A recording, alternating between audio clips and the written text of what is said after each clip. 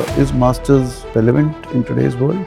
Will your master's degree matter in the long run? If a master's is worth it in 2026, should I bother applying to a master's or postgraduate degree?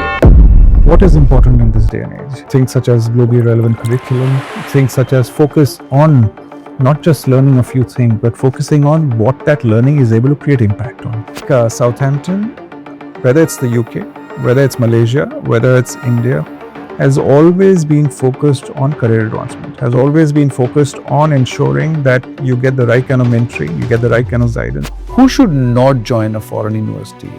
किसके लिए नहीं है sir ये कि मत आओ मेरे पास? We have a lot of, in fact, almost 300,000 alumni across the world, right? And many of them are actually in India and well placed and doing well. Is University of Southampton competing with IITs, IIMs, or are you competing with Lakshas of the world? Who are your competitors? We are the first foreign education university, foreign higher education institution in the country under the NAP UGC model. These courses are cutting edge, these courses are globally relevant, and these courses make a lot of sense in the kind of careers that people are wanting to get into in the longer term. First graduate batch के बच्चों की placement भी लग चुकी है, and highest is. So being a director of a first foreign university in India, what keeps you awake at night? Oh my God, I think there's a lot that keeps me awake. I think University of Southampton right now, we're doing great stuff. We're doing great things in India. It's been almost a year now for academic operations. A lot of things to do, a lot of things done, achieved, a lot more to do. So that, I think, keeps me awake. I get up at 4 in the morning, 4:30 in the morning. Wow. Trying to figure out, okay, what's the next thing to do? That's amazing. That's amazing. So coming from IMT Ghaziabad, like a well-established 40-year-old business school, been there, done that, Spinny का CEO, आपके ex institution का बच्चा था, and then Pharmezy का CEO, Dharmil was again your kid. And here startup, I met sir and first time in Southampton. I know him from like past 6-7 years, and he's like in his shoes and sports shoes and jeans and a t-shirt. And he's like, lag raha hu na startup wala. And sir, how has this changed being from an established business school to a startup business school? Well, it's been exciting. IMT Ghaziabad came with its own set of great positives, right? Great institution, great people, great faculty, great students, great alumni, and of course, very established, right? University of Southampton is also very established. We're a very old institution in the UK. Based on our global strategy, we would also like to be a part of the Indian higher education ecosystem. So from an Indian perspective, we could look at it as a legacy institution, but taking its first steps in the country.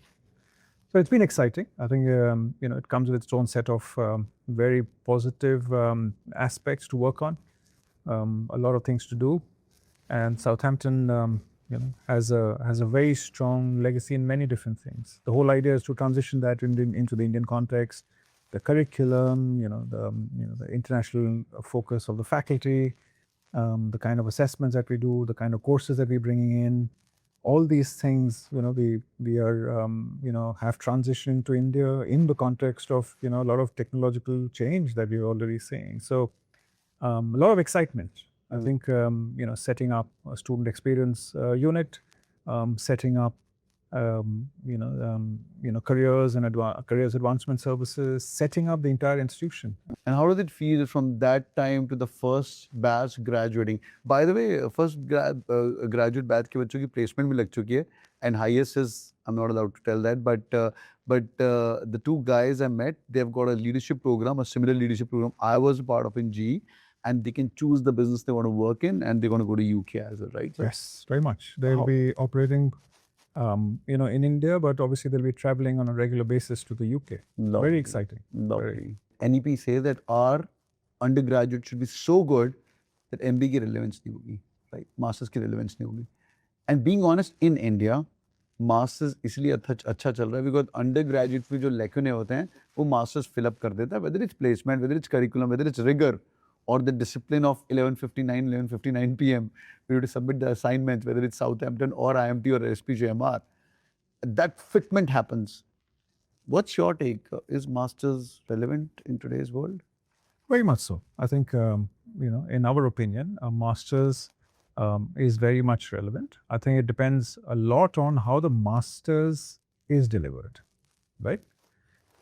What is important in this day and age? What is important is, things such as globally relevant curriculum, things such as focus on not just learning a few things, but focusing on what that learning is able to create impact on culture, impact on technology, impact on society, impact on yourself, right? A lot of these things have to be looked at, whether it's undergrad, whether it's postgrad. So we are a university of undergraduate programs and postgraduate programs. And even at the master's level, when we offer our MSc program, Yeah. right? Whether it's international management, whether it's finance, Data science. data sciences, economics. whether it's economics, right? How is it different? It is different because, many times it is about not just, our focus is not just on what to think, but how to think as well, right?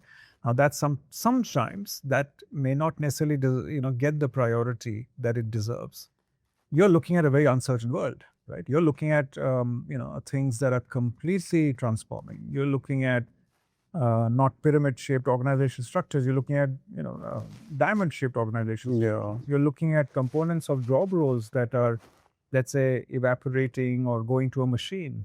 You're looking at automation that is becoming very prevalent. You're looking at scenarios where humans and machines are going to coexist and work together. What does this world require? It requires people who are inquiry-driven. It requires people who are curiosity-driven. This requires people who, are very much industry engaged. These require people who are research-driven. These require people who are analytically orientated.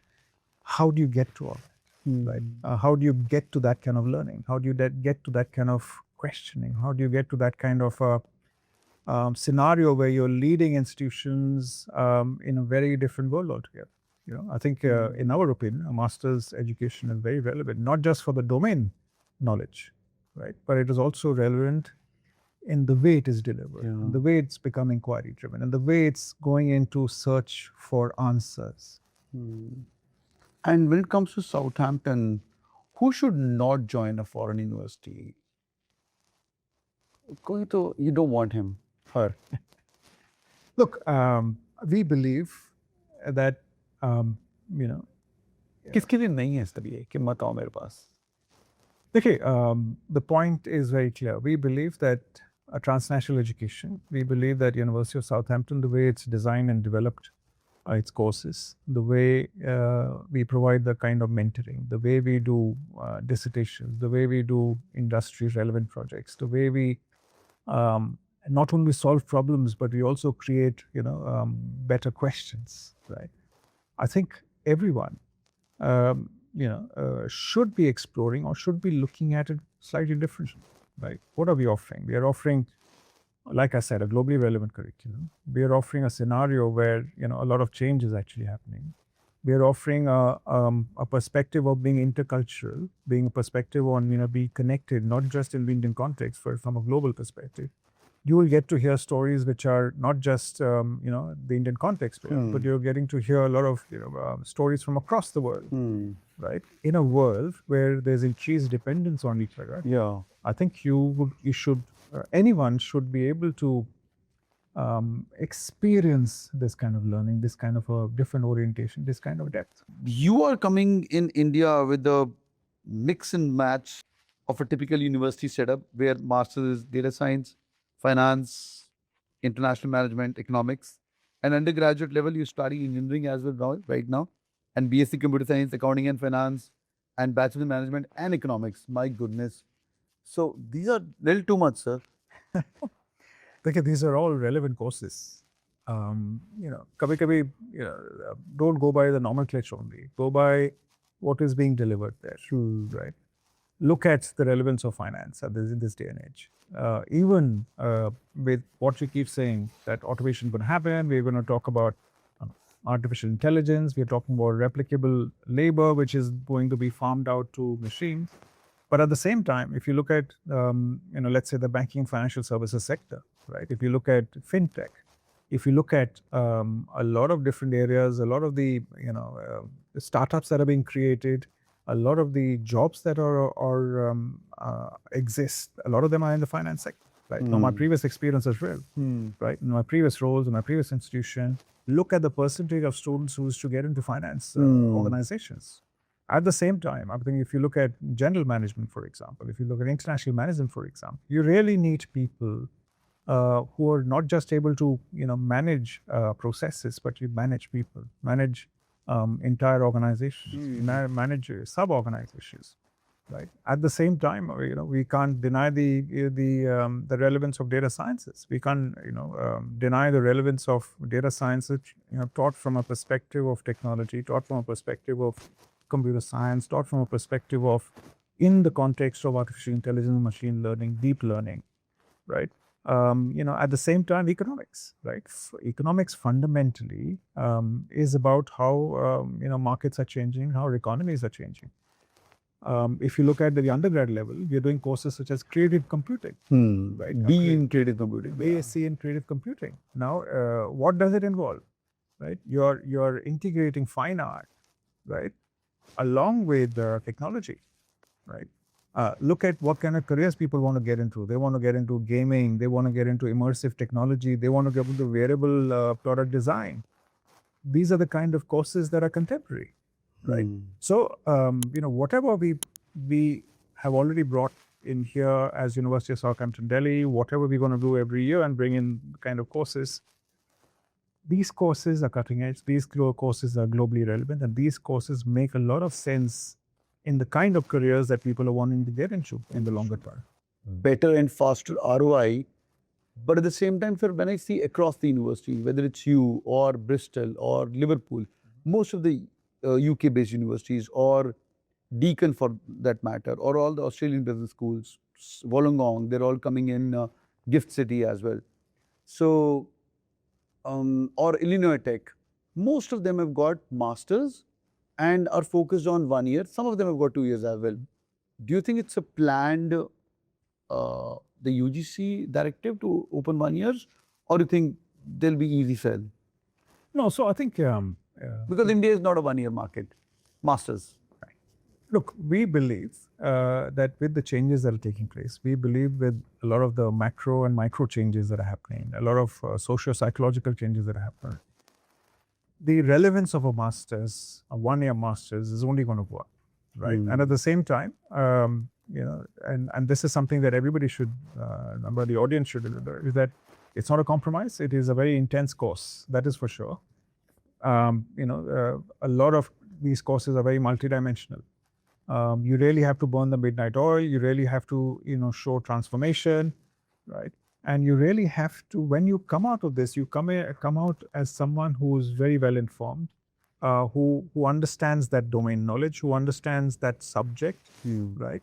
At a very, very strong level, elevated level. And we believe that the students who go through this 1 year master's program, so very specially designed and curated, are actually ready for the real world, actually ready for purposes, are actually ready for, even setting up their own startups, or already have their own startups. Southampton has always been focused on that, right? And I think a lot of our students have gone on to do great stuff, right? We have a lot of, in fact, almost 300,000 alumni across the world, right? And many of them are actually in India and well placed and doing well.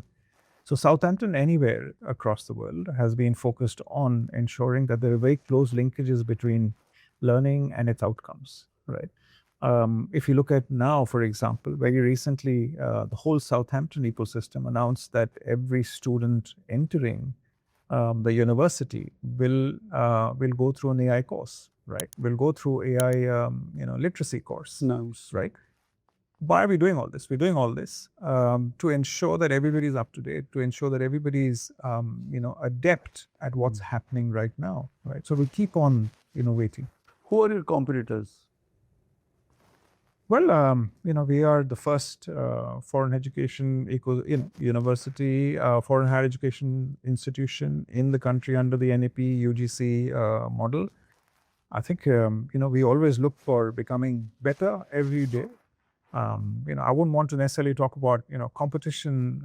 I think it is important to focus on what we're trying to do. We're trying to ensure that national education in the country is of a certain caliber, is of a certain standard, whether it's the infrastructure, whether it's the faculty, whether it is the labs, whether it is the pedagogies in the classroom, the outcomes that we finally get, those things we're focused on. Is University of Southampton competing with IITs or IIMs, or are you competing with Plakshas of the world? I was with the Plakshas CEO yesterday in ISB, or are you Ashokas of the world or OP Jindal? Whom are you competing with? Look, I respect for all the institutions, whether it's Plaksha, whether it's Ashoka, whether it's the IITs, right? What we are trying to do in India is bringing in a certain global orientation, global quality learning, delivered by people who've been there, done that across the world. We are looking at bringing in. We've already brought in the University of Southampton degree, and it's the University of Southampton degree across, right? It's not University of Southampton Delhi. We offer the same degree that we offer, which also means that there is tremendous pressure to ensure that the standards are the same, right? So I think our focus is on completely that. Our focus is on bringing in that kind of learning, into the Indian context. From that perspective, we're not necessarily the IIT. We're not necessarily, the other university you spoke about. We are Southampton in the Indian context, offering a certain kind of learning, a certain kind of outcome of that learning. It's going to happen same in India in the near future, because Dubai is a melting pot for all the nations. They're Indian, Pakistanis, Dubai folks, all of them come here, study, and of course the local Arabic folks as well. Look, we have a long-term vision for India, right? University of Southampton Delhi has a very long-term vision for Indian context.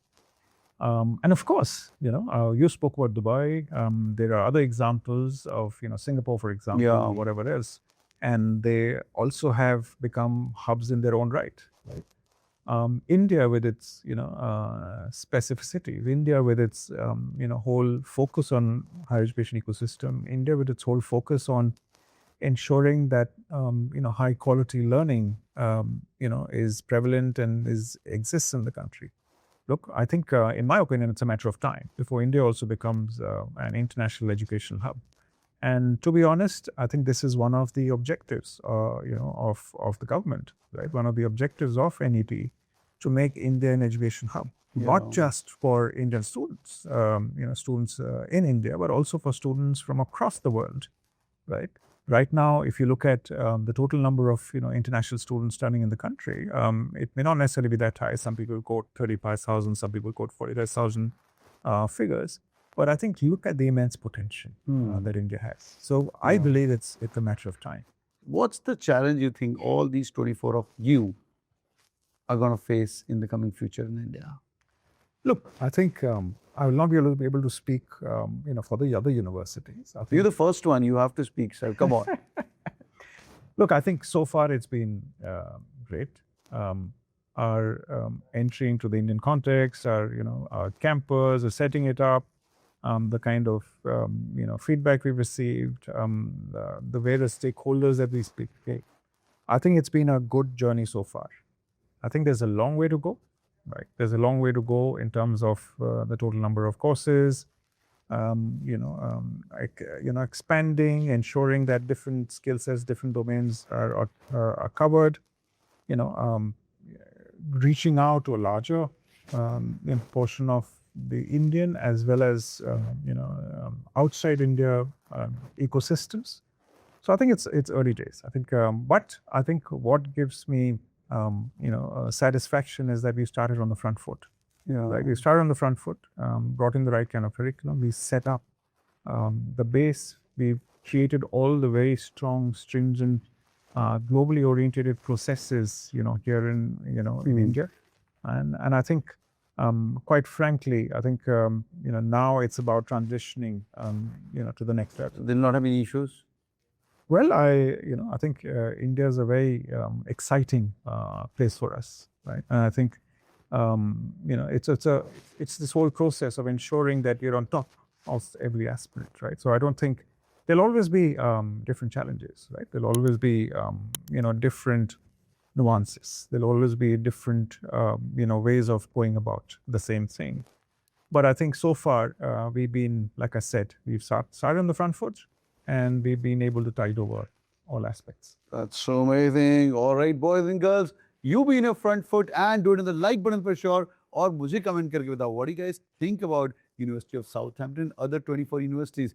This video, we're going to keep it a help desk for everybody who's joining any of the universities in India or foreign universities. And also कोई Southampton join कर रहा है या कुछ question है तुम्हारे को भाई data science करना है, finance करना है, IM करना है, economics करना है या undergraduate के अंदर कुछ question है मुझे comment करके बताइए.